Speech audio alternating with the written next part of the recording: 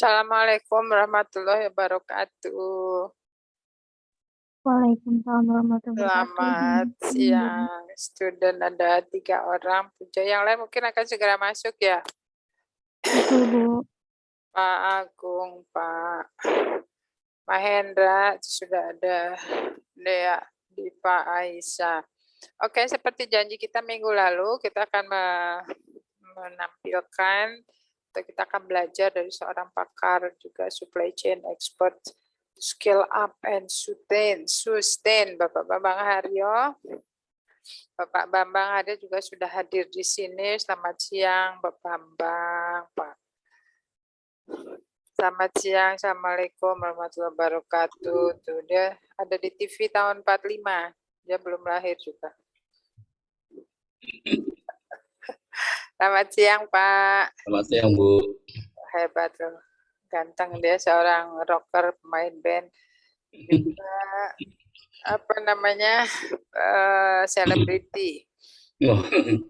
Oke, siang ini saya agak kurang enak badan, tetapi karena sudah janji, maka kita akan mulai ya saat sekarang juga jam 1.03.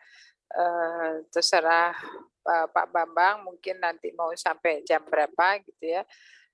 Misalnya 41, 45 atau jam 2. Kalau saya sudah tidak ada, mungkin ketua kelasnya siapa di sini? Ahmad Husnul atau Bima? Siapa ketua kelasnya di sini?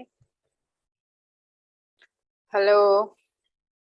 Puja Anggreni, Puja ketua kelasnya ya. Kalau misalnya saya memang harus pulang atau ke dokter gitu tuh. Karena di bawah ada BUMC, mungkin saya akan ke dokter sebentar di bawah itu. Terus nanti kalau misalnya mau ada kuis, ada apa, bebas saja ya Pak, Pak Bambang ya.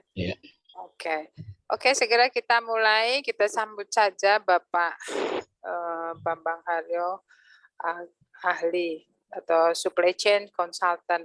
Dan untuk student saya, untuk para mahasiswa, gali ilmu lebih banyak dari Pak Bambang karena dia praktisi dari supply chain. Tanyakan yang ingin kalian ketahui lebih banyak.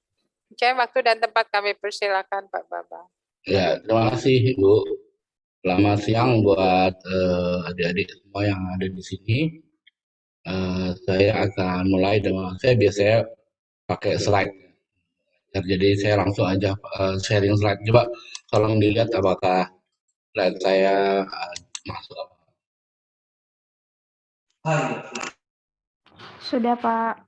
Masuk ya? Sudah, Pak. Oke.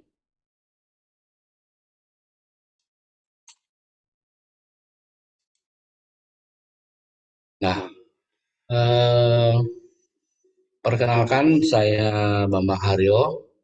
Saya sebenarnya dasarnya S1-nya dari teknik. Jadi kalau Ibu Dirga dari teknik kimia, saya teknik fisika dari satu sisi yang sebelahnya. Kalau ada fenomena alam, Ibu Dirga melihat dari sisi kimia, saya dari sisi fisika. Dua-duanya kalau digabung jadi film MacGyver. Gitu. Nah, kemudian zaman dulu itu kalau lulus jadi insinyur, cita-citanya pasti jadi insinyur. Jadi saya tahun pertama masuk dulu ke Tripatra Engineering. Insinyur di Tripatra Engineering tahun itu lagi boom tentang minyak. Saya masuk Tripatra 1 tahun lebih. Kemudian saya lihat kok nggak puas ya, terus sekolah lagi ke UI ngambil marketing S2.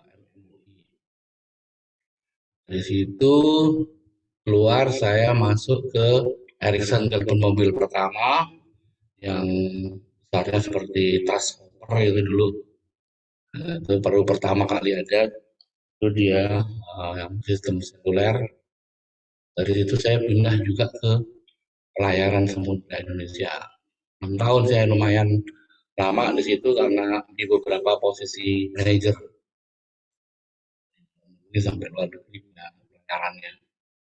Di sana ketika Samudra mau go public, Saya lihat ada peluang ini masalah pasar uang, pasar modal dan sebagainya. Saya sekolah lagi ke Inggris ambil finance. Juga ambil kota Reading itu. Kalau London itu kira-kira Tangerangnya London ya. 30 menit dari Jakarta, dari London. Kemudian pulang masuk McDonald. Saya sebenarnya apply soal finance, tapi saat itu tahun 99 Richmond ternyata perusahaan finance pada tutup satu-satunya. Ada beberapa perusahaan sih, ada 2 3 yang saya apply.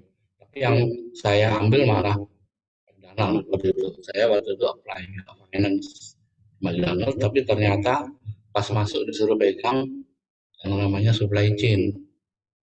Ternyata orang yang ngajak saya, merekomen saya juga di situ, apa, di sana udah terbiasa sistem suksesi ya, jadi saya jadi kandidat untuk menggantikan yang pegang posisi keluar saya terus malah 10 tahun di sana karena kan nggak jadi pindah ke finance ya.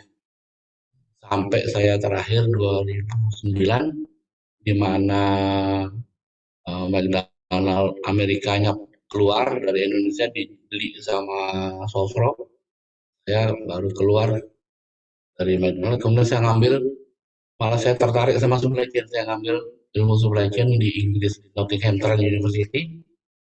Pulang baru saya mencoba menjadi konsultan ini ngajar dan sebagainya. Tapi lebih banyak saya ke UKM karena saya sedikit ada misi bahwa saya merasa ilmu supply chain ini adalah ilmu yang sangat diperlukan oleh Indonesia dan UKM ya, terutama karena ternyata menurut saya ini adalah kuncinya kenapa McDonald bisa cepat buka cabang dan bertahan lama, istilah scale up and sustain. Ternyata satu-satunya pembeda di setiap organisasi manajemen dia punya organisasi yang sangat besar, yang sama besar dengan departemen lain namanya supply chain. Itu yang membuat saya terus jadi tertarik dengan supply chain. Mohon sementara ini suara saya terdengar jelas? Terdengar, Bapak. Oke ya, saya lanjutkan ya.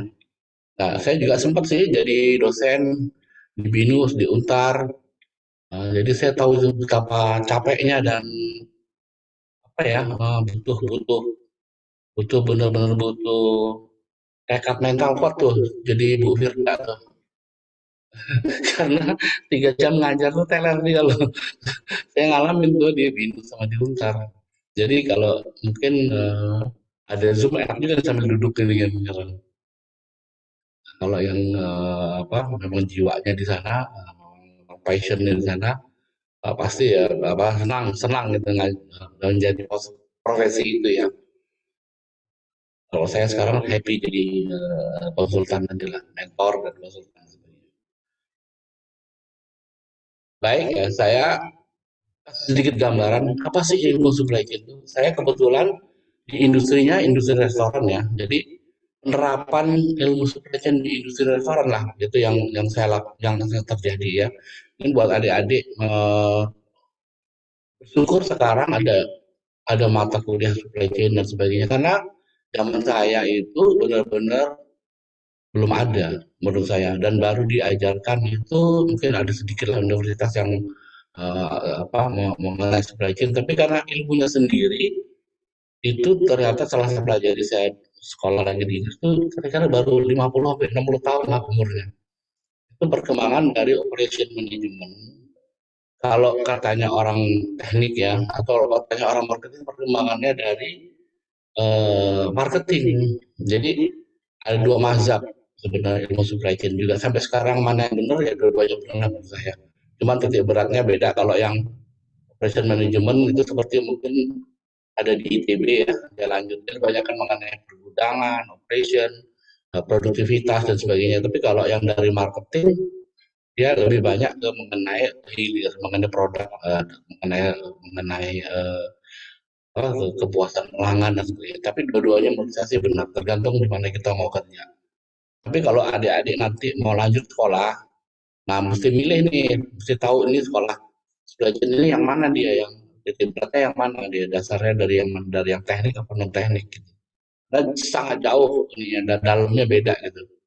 Yang satu terlalu matematis banget gitu. Kalau yang operation itu banyak sekali apa ya matematiknya. Yang satunya lebih ke banyak lagi ke konsep marketing. Jadi di pengalaman saya yang paling penting adalah bagaimana penerapannya ilmu itu. Kita tahu, tapi kalau nggak bisa menerapkan, ya percuma ya teorinya itu nggak applicable gitu, nggak bisa diterapkan. Itu gapnya di situ gimana kita bisa menerapkan. Jadi supply chain itu yang di dunia industri ini adalah restoran khususnya itu dia bertanggung jawab dari bahan baku sampai ke bahan jadi sampai siap dimakan. Jadi kira-kira ini yang jadi keahlian ini yang membuat saya bisa menjadi konsultan mengenai produknya, mengenai restorannya, mengenai cara jualnya, strategi dan sebagainya. Jadi uh, ilmu ini sebenarnya sudah sangat berkembang jauh gitu dari awalnya dan sangat-sangat apa krusial penting seperti sekarang misalnya kita tidak mau ekspor nikel aja seluruh dunia udah pusing. Indonesia contohnya kemarin kita tidak mau ekspor CPO, dunia juga pusing.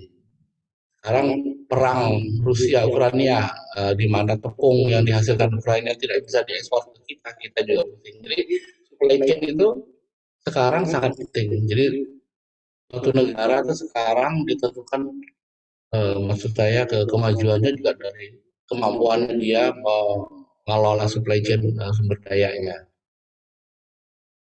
Nah, saya juga ada mengarang beberapa buku. Ada satu di Gramedia, yang lain di penerbit yang bukan Gramedia. Tapi rata-rata juga ini sudah kira-kira mungkin 4-5 tahun lalu. Jadi saya udah lama nggak nulis. Saya pengen nulis lagi nanti. Kan susah ya, moodnya belum ketemu ya. Dan juga ilmunya berkembang terus. Jadi mungkin nanti dari waktu satu saat saya akan menulis lagi. Kira-kira sekarang saya sudah ada 5 buku. Dan saya ngajar juga di beberapa workshop, terutama saya UKM. Dengan bangga beberapa murid saya lihat cukup sukses seperti ya abnormal, seperti Miga Coan, ya sekarang lagi tren ya. Di Surabaya ada Mister Supre itu termasuk yang termasuk yang saya ajarkan bagaimana caranya cepat buka cabang dan tetap profit gitu. Nah, orang-orang kadang-kadang buka cabang malah jadi rugi. Karena kan logikanya kita buka cabang pasti ada ongkos kirimnya ya ke cabang lain. Nah, itu yang membuat costnya tidak sama. Tapi Anda bisa lihat McDonald di seluruh Indonesia dari Sabang sampai Merauke harganya jualnya sama, tidak jauh beda harga jualnya. Itu karena supply chain-nya. Jadi kalau kayak Pertamina dulu bisa beda banget harganya di Irian ya karena nggak pakai supply chain menurut saya. Begitu diterapkan ilmu supply chain bisa sama. Dan karena ada cross subsidi di dalamnya gitu, ilmu itu. Baik, saya eh, mulai ya dari konsepnya ya. Apakah supply chain itu? Saya mungkin maaf kalau mengulang mungkin beberapa adik-adik di sini sudah ada yang belajar. Ya, hanya sedikit mungkin menyampaikan ulang bagaimana konsep supply chain itu. Saya simpulkan sebenarnya adalah ya ilmu yang tentang mengelola dari hulu ke hilir yang selalu kontinu dan kita harus bisa mengidentifikasi mana hulu mana hilir. Jadi menurut saya ilmu ini berlaku di mana-mana, tidak hanya di misalnya di tempat yang saya kemarin restoran ya tempat saya eh, kerja, tapi sebenarnya dilakukan di mana-mana. Di industri perminyakan ada hulu hilir, di industri misalnya batu bara ada hulu hilir, industri apalagi ya perikanan ada hulu hilir asal kita mampu mengidentifikasi rantainya. Jadi definisinya itu dia mengelola dari hulu ke hilir, terus ada value creation dan value added process atau value added process. Artinya begini, kalau adik-adik membawa apa ya kedelai dari Jawa Barat sampai ke misalnya ke Manado itu adalah tetap kedelai. Berarti itu prosesnya bukan supply chain, tapi itu adalah logistik namanya. barangnya nggak ada value creation-nya, nggak berubah. Tapi kalau adik-adik bawa dari Jawa Barat kedelai, sampai di Makassar jadi tempe, sampai di Manado jadi keripik tempe, itu udah supply chain. Karena berubah nih, ada value added-nya. Jadi membedakannya gampang antara supply chain. Karena kadang-kadang waktu awal-awal dulu orang sering atau sering mix dengan istilah logistik ya. Sering baca itu di truk-truk lewat logistik sebenarnya apa ya gitu. Kalau logistik itu hampir dikatakan tidak ada perubahan nilai nilai dari produk yang dia bawa dan tidak ada value added. Kalau dia bawa komputer dari Surabaya sampai Medan ya sampai sana komputer ya logistik. Tapi kalau dia dari sini dia bawa misalnya spare part sampai di sana dikelola di gabung-gabung jadi komputer dia jual itu udah termasuk supply chain. Nah, dari hulu ke hilir ada aktor-aktornya tentu kan, ada yang mau bawa barangnya, ada yang nyimpan, ada gudang, ada yang pelanggan di sini pembeli, hulunya ya hulu hilir. Dan dia harus continue. Kalau sekali namanya pedagang. Misalnya kalau saya jual cuma satu kali selesai itu pedagang. Biasanya itu terjadi jual beli bukan proses supply chain.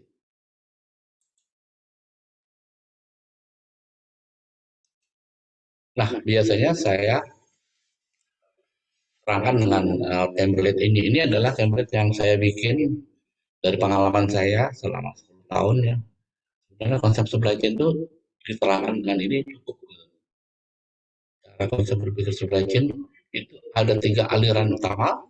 Aliran bahan baku dari pemasok ke pelanggan. Misalnya dari pemasok beras sampai pelanggan nasi goreng. Ya. Berubah dia, ada value creation ya. Dari sini sampai. Kemudian ada aliran informasi. Aliran informasi itu siapa sih yang beli nasi goreng saya? Kemudian di mana dia dibeli? Di restoran mana? Kemudian kapan dibeli dan sebagainya? Butuh berapa? Sepanjang 1 tahun itu kita akan jual berapa piring nasi goreng, itu semua informasi masuk ke pemasok. Kenapa? Karena kalau informasi ini nggak masuk ke hulu, pemasok nggak tahu dia harus nyediain berapa banyak beras sepanjang hari, sepanjang tahun, sepanjang bulan. Kemudian berapa bumbu yang disediakan, kan gitu. Berapa sayuran yang disediakan. Jadi informasi ini harus mengalir. Ya. Kemudian yang paling penting juga adalah aliran uang. Karena kalau uangnya tidak mengalir sampai ke sini, pasti pasokannya macet. Kalau pemasoknya tidak dibayar, ya dia tidak mengirim lagi. Ya. Jadi inilah 3 aliran pertama. Aliran uang, informasi, bahan baku. Misalnya kalau di restoran, informasi bahwa nanti di Lebaran sampai sekarang aja, misalnya kayak terjadi tetap dilakukan, kita sudah tahu nih, Lebaran di bulan April, restoran itu akan promosi apa aja, berapa banyak, apakah ada menu baru dan sebagainya, itu harus sampai ke pemasok, karena dia yang menyiapkan semuanya. Ya, jadi rangkaiannya itu ada pelanggan dan ada pemasok, itu dan ada kita di setengah vokal tadi ya. Jadi ada 3 aliran, uang, bahan baku, dan ini tidak berubah sepanjang masa ini ya, menurut saya dijadikan mainframe kerangka berpikir ya tentang supply chain. Terus ditanya kalau gitu fungsional yang lain gimana? Kan ada marketing, ada operation, ada HRD, ada apa lagi ya? Ada misalnya training, research development, semua ada di sini. Silo-silo itu ada di sini. Nah, ini bedanya dengan konsep fungsi yang lain. Fungsi yang lain itu terkelompok dalam disiplin ilmunya ya. Finance, marketing, dan sini kita perlu dengan mereka kita kerjasama namanya cross function management. Jadi kita tetap kerjasama di dalam sehari-hari dengan mereka. Kita butuh produk kita di marketingin, di salesin, di promosiin dan sebagainya perlu. perlu yang ngatur uangnya kan orang-orang finance ya yang ngatur dari mulai sales sampai ke pembelian bahan baku. Jadi dia konsepnya lintas fungsional manajemen. Jadi, tapi kita berdiri sama tinggi sama rata dengan departemen lain. Jadi kalau ada departemen eh, keuangan, departemen marketing, departemen operation, departemen apa teknik, itu ada departemen supply chain sejajar. Ya, cara bekerjanya adalah lintas dari fungsi itu. Kemudian ada lagi dua hal yang ingin saya tekankan di dalam konsep ini. Itu ada yang namanya lead time pemasok dan lead time pelanggan. Nah, ini konsep yang penting juga di dalam ilmu supply chain. Lead time pemasok itu adalah seberapa cepat saya butuh bahan baku dan dia sampai ke tempat yang saya minta. Misalnya saya ada di Bekasi, saya minta mau beli misalkan besi baja merek A ya, kemudian sekian meter misalnya bajanya spesifikasi tadi itu dengan harga sekian, saya order sekarang, datangnya kapan? Lead time. Bisa sehari, 2 hari, bisa 1 jam, 2 jam, bisa 1 bulan.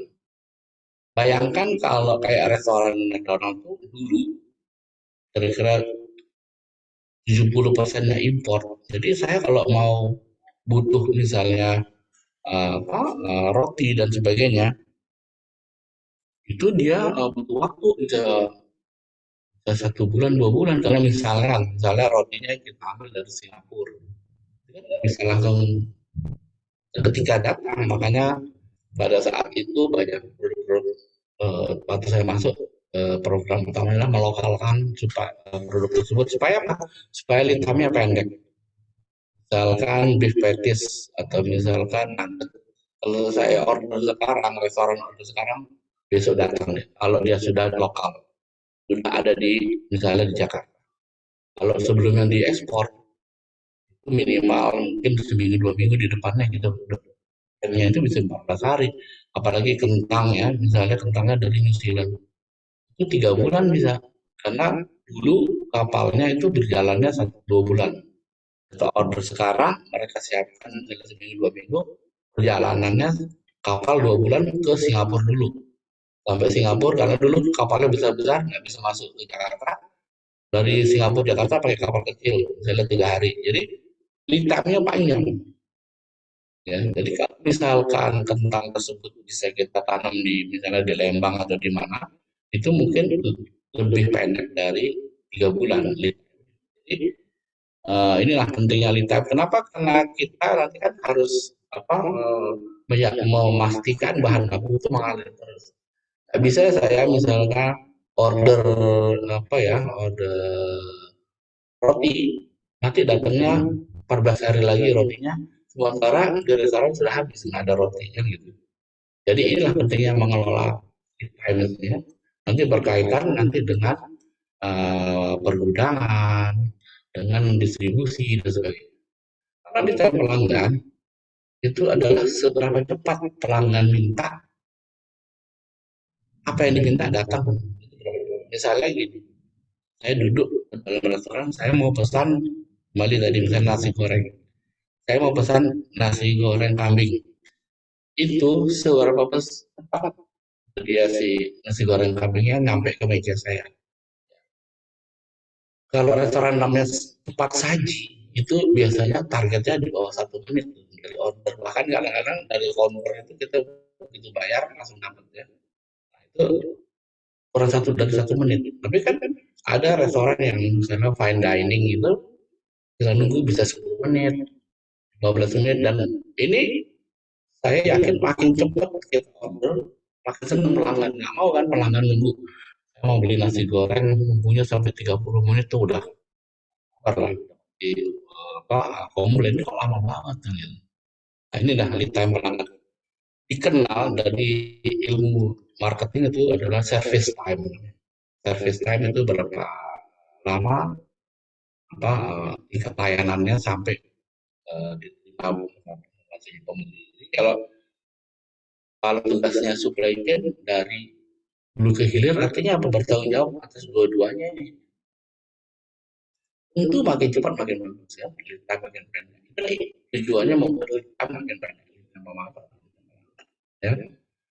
Nanti detailnya bisa macam-macam, bisa dan rewardnya juga bisa macam-macam. Ini saya kasih contoh satu restoran.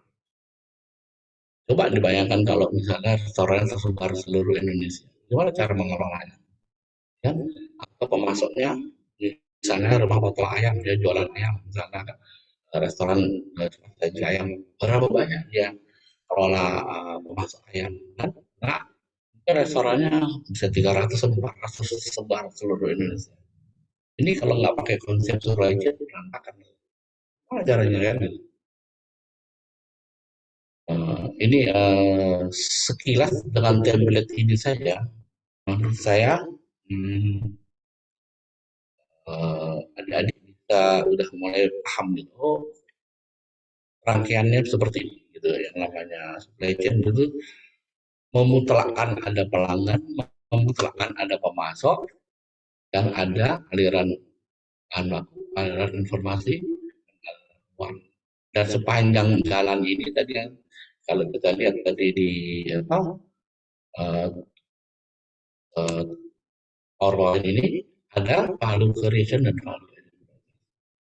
Ya kalau di sini kan misalnya restoran, dari sini tadi saya bilang beras dari hulu sampai ke restoran diproses jadi nasi goreng, dan jadi nasi kuning, atau bisa jadi dari nasi uduk dan sebagainya. Itu ada perubahan dari value-nya dan beras itu, ada penambahan nilai sehingga kita bisa jual. Jadi inilah konsep supply chain berpikirnya begini. Kemudian jadi ada orang bilang sebenarnya supply chain itu dari farm to fork, dari mulai pertanian sampai ke meja makan sampai ke piring Anda, kan gitu. Kenapa begitu? Karena sangat berkaitan. Misalnya saya kasih contoh sederhana aja. Tadi beras. Kalau Anda merasakan berasnya, misalnya restoran siapa ya, Hoka-Bento lah saya sebut. Itu Anda akan merasakan nasinya itu pas Anda beli itu sama semua rasanya di seluruh restoran kan. Itu harus diyakinkan akan begitu. Kalau enggak, restoran beda-beda rasanya nanti yang dijual kan.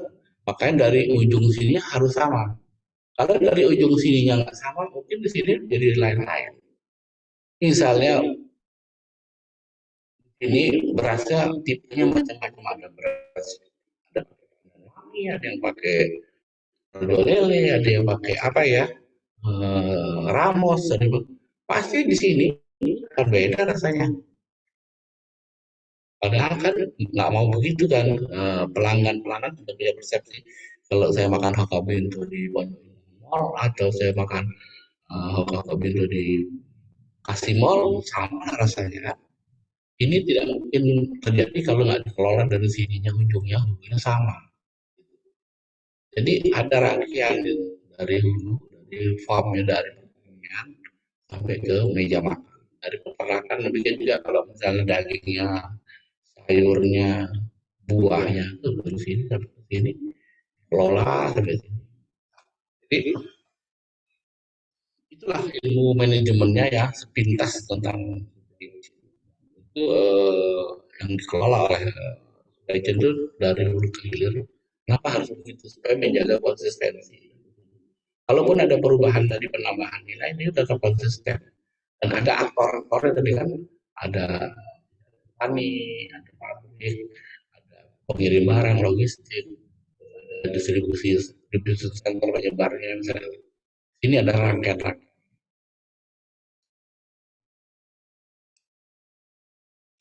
Nah, tadi kan value creation itu adalah prosesnya ya. Dan ada 6 janji yang dibuat oleh supply chain. Kalau Anda menggunakan konsep ini dengan benar, Anda akan janji bahwa di hilir itu pertama produknya tepat.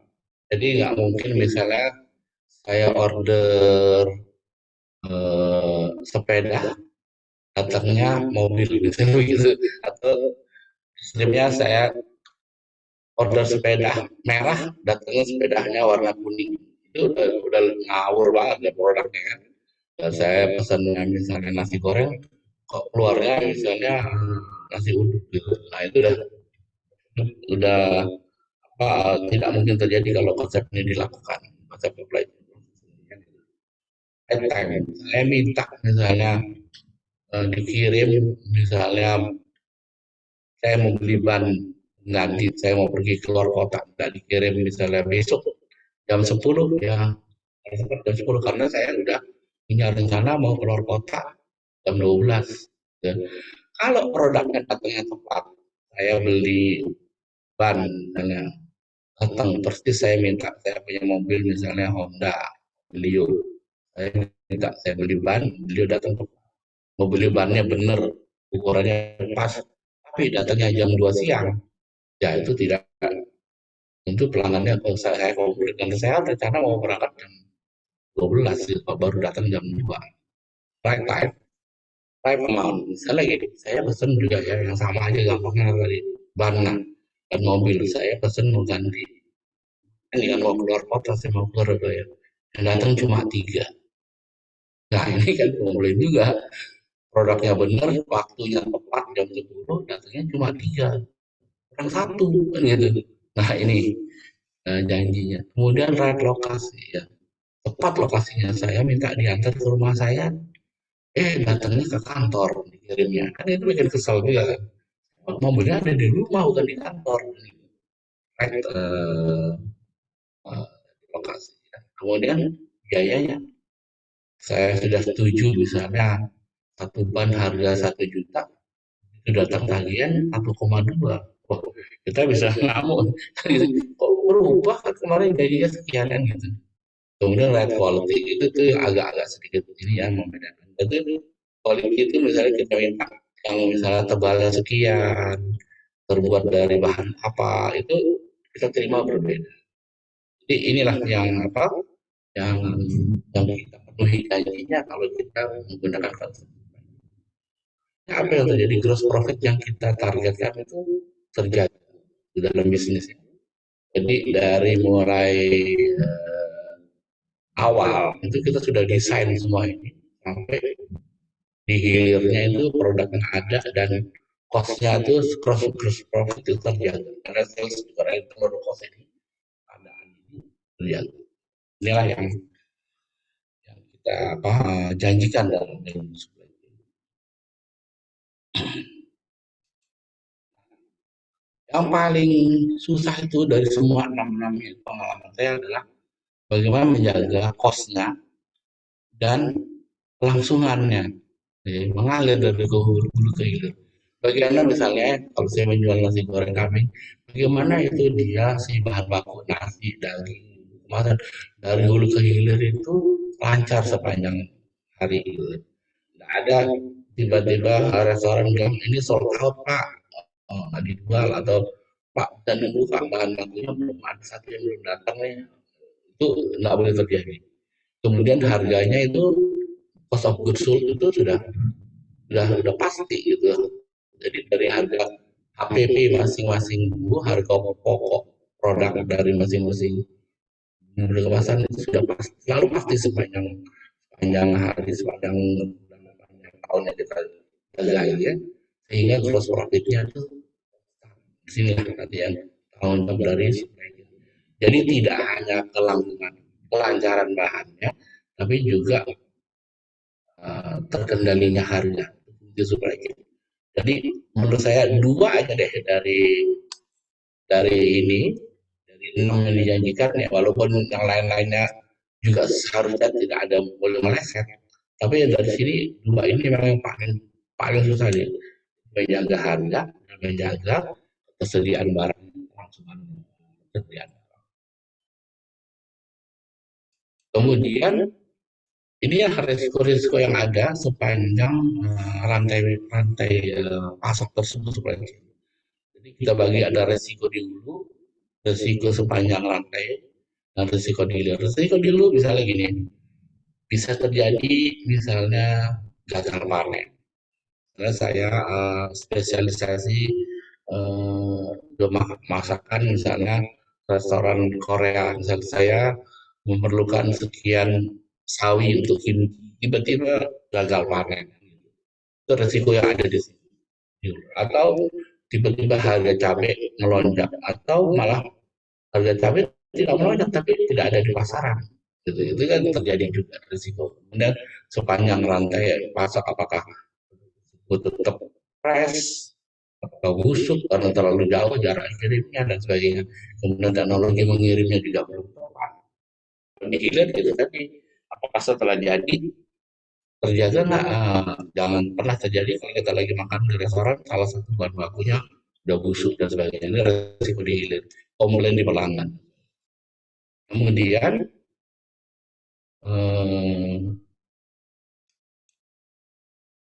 jadi ilmu supply chain ini apa sih benefitnya nih, kalau kita gunakan tadi? Jadi kita dapat mensinkronkan kebutuhan hulu dan hilir. Padahal hulu dan hilir sepanjang tahun itu kan ada market trend ya. Ada bulan puasa misalnya turun sedikit, nanti salesnya naik di bulan lebaran, hari-hari lebaran. Nanti misalnya di musim hujan, turun lagi misalnya restoran penjualan di misalnya restorannya. Atau kalau restoran malah justru naik kalau dia misalnya restoran bakso kalau di musim-musim hujan begini biasanya begitu. Terus kita bisa juga menjaga integrasi dan integritas dari mutu jualan. Jadi produk-produk itu kan kita jaga dari hulu sampai hilir. Dan nanti teknik-tekniknya lebih detail bagaimana cara menjaganya gitu. Itu, tapi dengan supply chain ini kita jadi terpola bahwa tidak mungkin kualitas di hilir bagus kalau kita tidak jaga sejak dari awal. Karena apa ya istilahnya fitrahnya itu kualitas itu sepanjang semakin jauh semakin lama akan semakin turun kalau kita tidak pandai mengelolanya. Nah, mungkin kualitasnya membaik, tapi yang ada mentok-mentoknya sama dan biasanya menurun.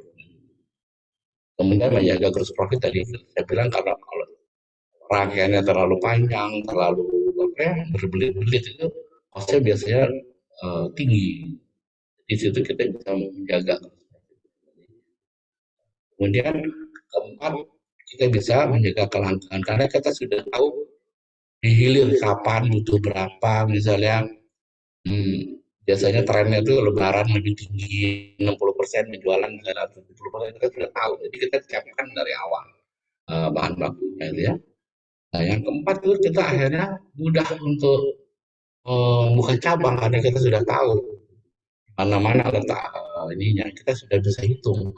Terus kita bisa bikin dulu di suatu tempat misalnya kalau misalnya kita mau buka di Bali gitu kita apakah bawa dari sini apa kita masuk di sana kan gitu itu diajarkan dalam supply chain.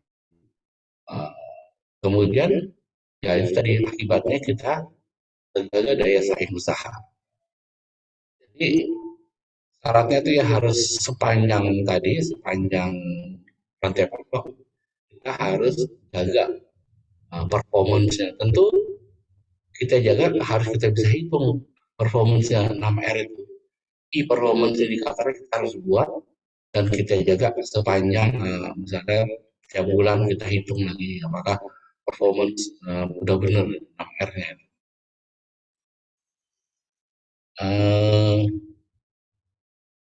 Saya rasa untuk pengenalan supply chain cukup ya. Kemudian kalau misalnya Bapak Ibu adik-adik berminat lihat ada di YouTube saya di Harga Supply Chain. Ada belum banyak sih tapi ada beberapa materi saya masukkan mungkin pelan-pelan akan banyak saya buat videonya di sana untuk menambah wawasan karena dulu saya biasanya di kelas ya sejak pandemi nggak berani bikin kelas ya jadi saya rekam di YouTube saya taruh di situ kalau saya buat sendiri lagi zoom dan saya taruh juga mungkin nanti bisa dilihat di YouTube saya di Harga Supply Chain.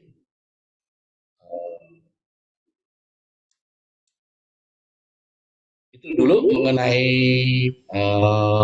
materinya ya, kira-kira udah 40 menitan tadi ya, seperti sarankan Ibu Dirga. Mungkin kalau ada mau tanya jawab silakan, saya persilakan.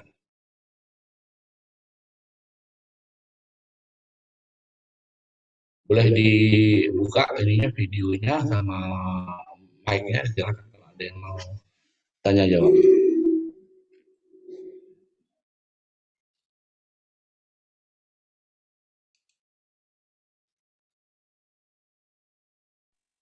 Itu ada yang raise hand, Pak.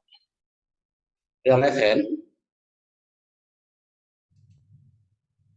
betul. Selamat siang para. Siang, Perkenalkan Kakak, saya Puja, mahasiswi manajemen dari Universitas Binawan. Izin bertanya Pak. ya, Kebetulan kami baru saja sampai materi e-bisnis yang ya, dikatakan supply chain ya. management. Dan itu basisnya kan elektronik. Nah, di sini saya mau tanya Pak, sepanjang karir Bapak sebagai konsultan itu strategi seperti apa yang banyak di apa ya di apa sih diajukan di apa disarankan ke klien Bapak untuk apa meminimalisir eh, pengeluaran gitu Pak yang berkaitan dengan supply chain management itu secara Ya, elektronik. Mungkin oke. itu Pak. Baik, Terima kasih. saya jawab langsung ya. Nah, yang Ibu Ya, Pak. Puja tanyakan adalah strategi ya, strategi dari supply chain. Sebenarnya secara global ada tiga sudut pandang supply chain. Pertama, ilmu supply chain sendiri, ya ilmu murninya.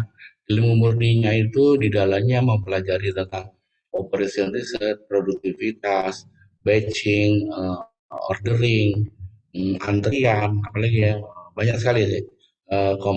Time compression dan sebagainya itu ilmunya. Yang kedua adalah manajemen. Kalau yang saya omongin ini kan manajemen ya, manajemen jadi memplanning, mengorganizing, directing, controlling itu kan manajemen. Bagaimana memplanning supply chain, membuat supply chain, mengorganizing supply chain, bagaimana mengeksekuting, bagaimana mengontrol dengan KPI. Inilah ini adalah manajemen. Nah, yang aspek ketiga adalah strategi. Bagaimana strategi supply chain? Omongkan secara umum dulu ya. Strategi supply chain itu adalah turunan dari keputusan manajemen. Manajemen mau apa ya, baru kita ikutkan supply chain itu strateginya harus begini, gitu. Jadi karena supply chain itu sifatnya supporting system, jadi dia tidak bisa berdiri sendiri. Jadi dia di dalam bisnis itu dia adalah penyangga dari bisnis. Jadi sekarang strategi bisnisnya sendiri apa? Kalau strategi bisnisnya sudah terdefinisi, baru kita bikin strategi supply chain. Tapi sebenarnya terdiri atas dua hal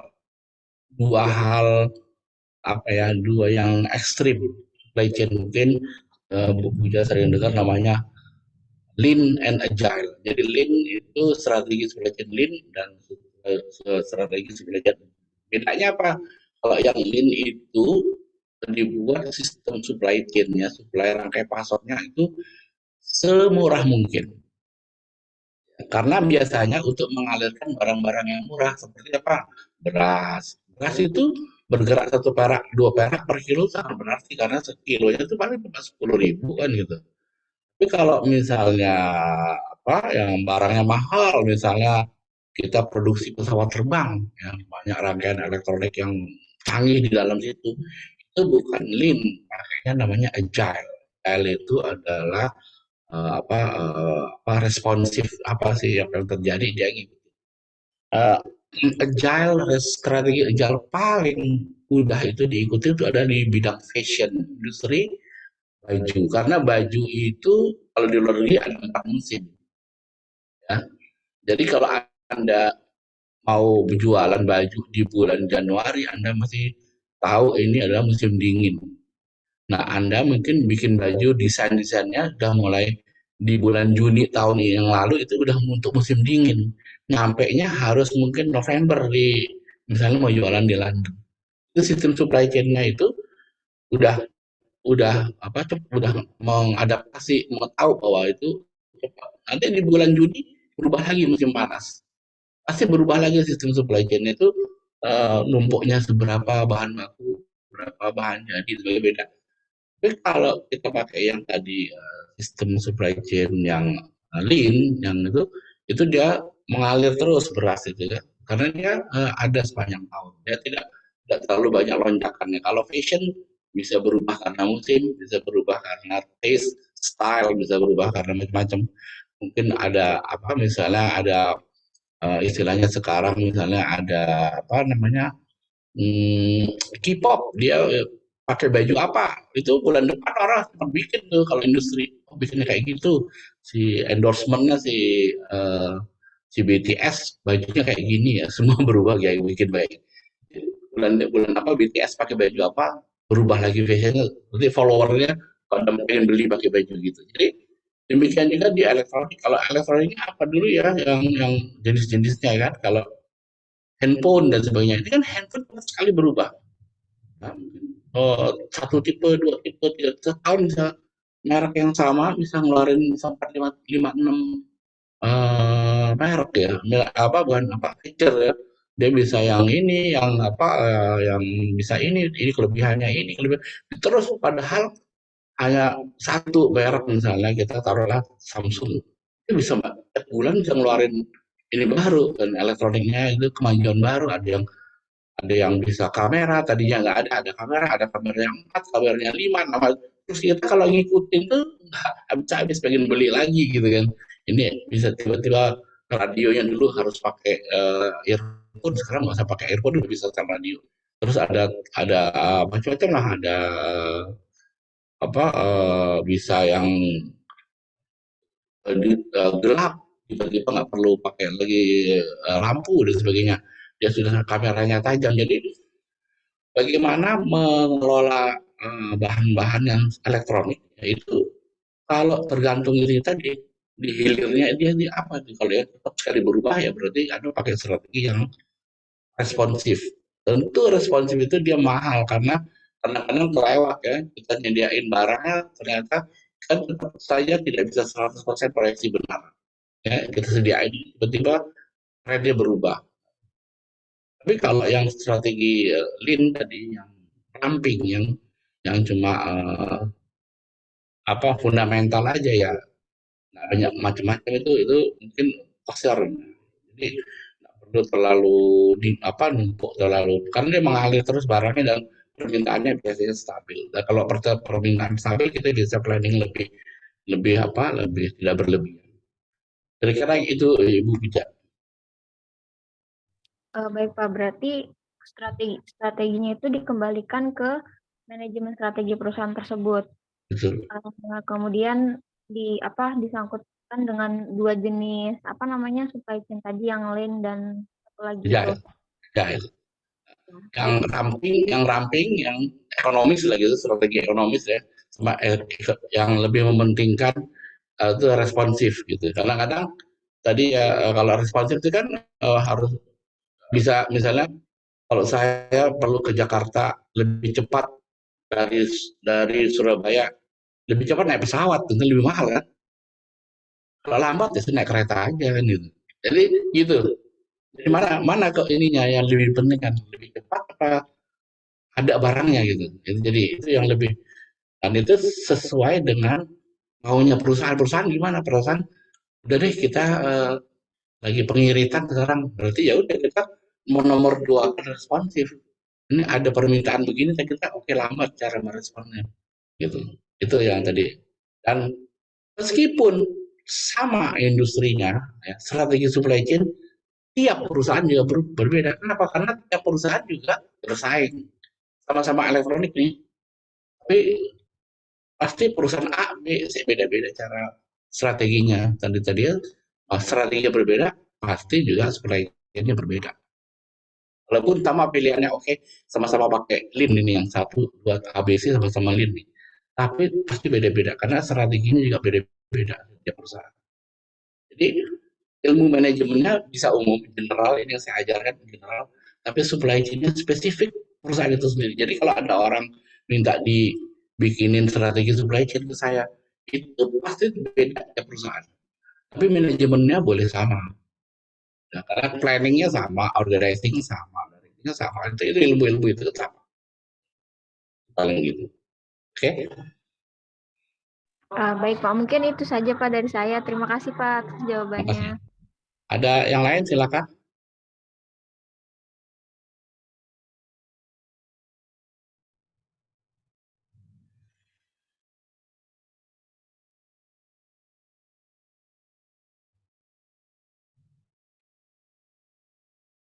Saya tunggu ada yang lain. Izin Bapak, Ya, dengan siapa? saya Ahmad Husnul Khotimah Pak. Oke, dibuka itu videonya. Iya Mas.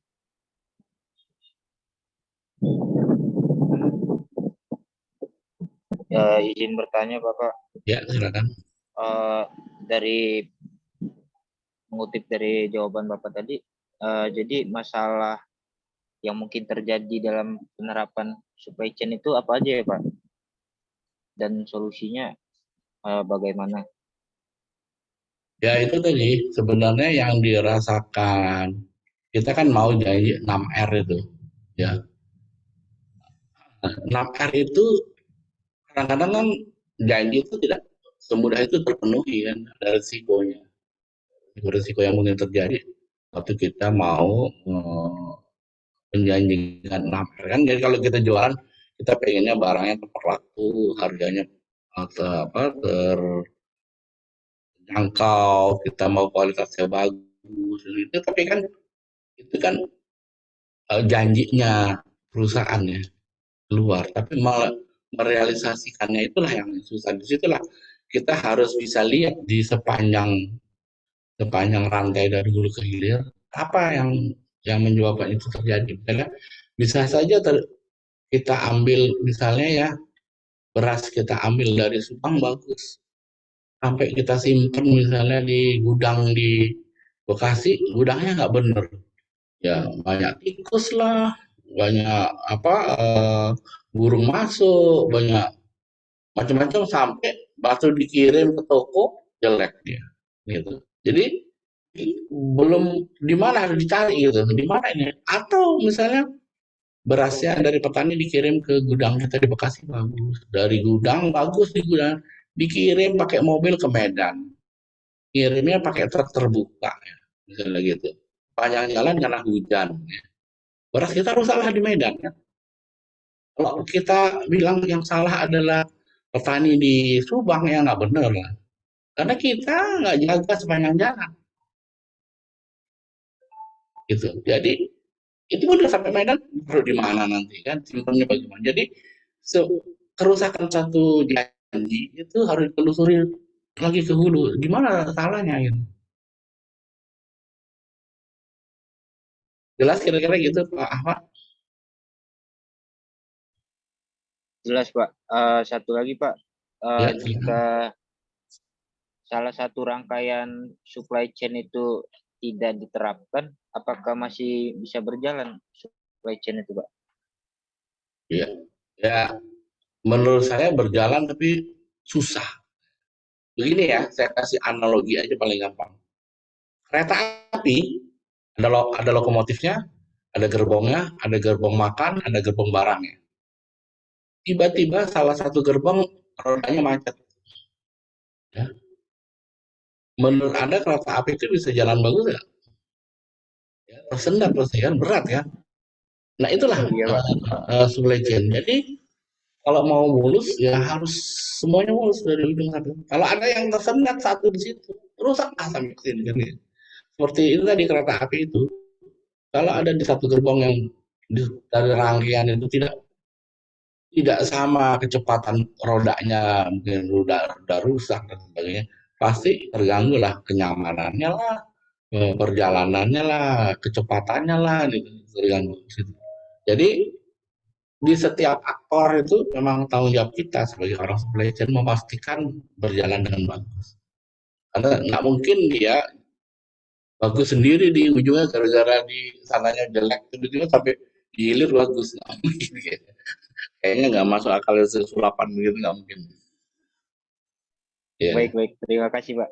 ya. Makasih. Ada lagi yang lain?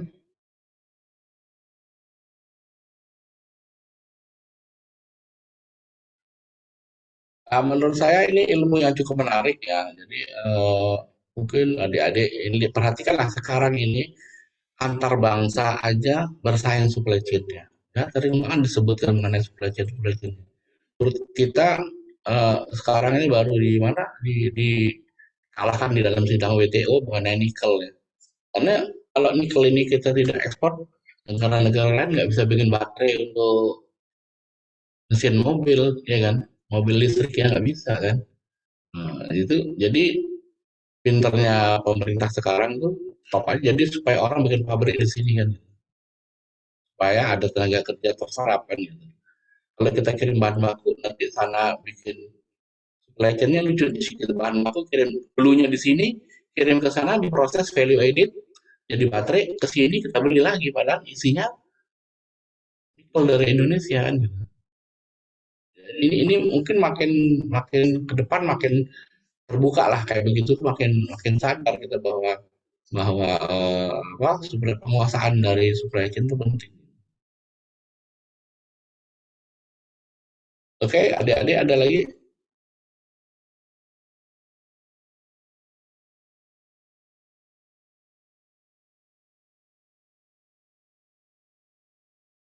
Kalau tidak ada ini tadi siapa ketua kelasnya atau mungkin saya bisa tutup Halo, Pak.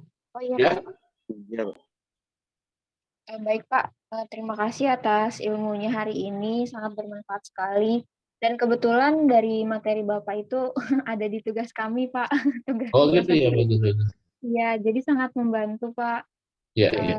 Ada beberapa soal juga yang nggak bisa kami, maksudnya apa ya, bingung gitu, belum tahu jawabannya. Makanya tadi saya sempat tanya ke Bapak, terus mungkin saudara Ahmad juga tanya ke Bapak gitu. Alhamdulillah udah kejawab gitu, Pak. Ya, Sekali lagi terima kasih, Pak, sudah mau berbagi ilmunya ke kami.